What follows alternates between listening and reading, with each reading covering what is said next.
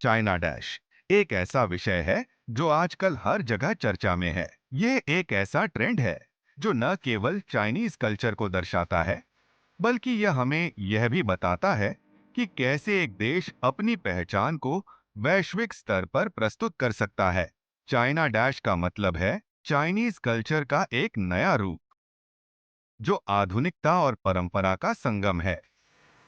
यह सिर्फ एक फैशन नहीं है, बल्कि यह एक जीवन शैली है। चाइनीज फूड से लेकर चाइनीज आर्किटेक्चर तक हर चीज में एक खास आकर्षण है। चाइनीज फूड की बात करें तो डिमसम, नूडल्स और मांसाहारी डिशेस का स्वाद तो लाजवाब होता है।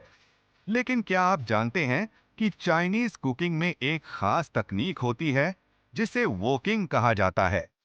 इसमें खाना तेजी से पकाया जाता है, जिससे उसका स्वाद और पोषण दोनों बरकरार रहते हैं। अब बात करते हैं चाइनीज आर्ट और आर्किटेक्चर की। चाइना की इमारतें जैसे कि द ग्रेट वॉल और फॉरबिडन सिटी न केवल खूबसूरत हैं, बल्कि इनमें एक गहरी सांस्कृतिक कहानी भी छिपी है। ये इमारतें हमें यह बताती हैं कि कैसे चाइनीज सभ्यता ने सदियों से अपने मूल्यों को संजो कर रखा है।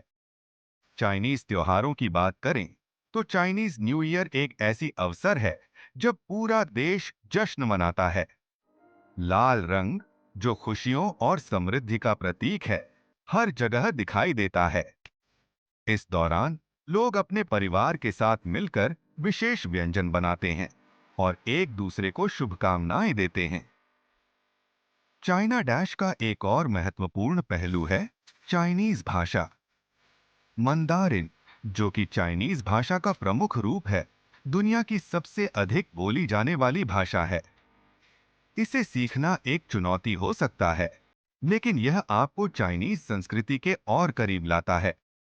इस तरह चाइना डैश हमें यह सिखाता है कि कैसे एक देश अपनी संस्कृति को न केवल संजो सकता है, बल्कि उसे वैश्विक स्तर पर प्रस्तुत भी कर सकता है। यह एक प्रेरणा है जो हमें अपने मूल्यों को पहचानने और उन्हें दुनिया के सामने लाने के लिए प्रेरित करती है। चाइना डैश एक ऐसा ट्रेंड है जो न केवल हमें चाइनीज कल्चर से जोड़ता है, बल्कि हमें यह भी सिखाता है कि विविधता में एकता कैसे होती है। यह हमें यह समझने में मदद करता है कि हर संस्कृति की अपनी विशेषताएं होती हैं और हमें उन्हें समझने और सम्मान करने की आवश्यकता है। इसीलिए अगली बार जब आप चाइनीज फूड का आनंद लें या चाइनीज आर्ट का दीदार करें, तो याद रखें कि यह सिर्फ एक अनुभव नहीं है, बल्कि एक समृद्ध संस्कृति का हिस्सा है।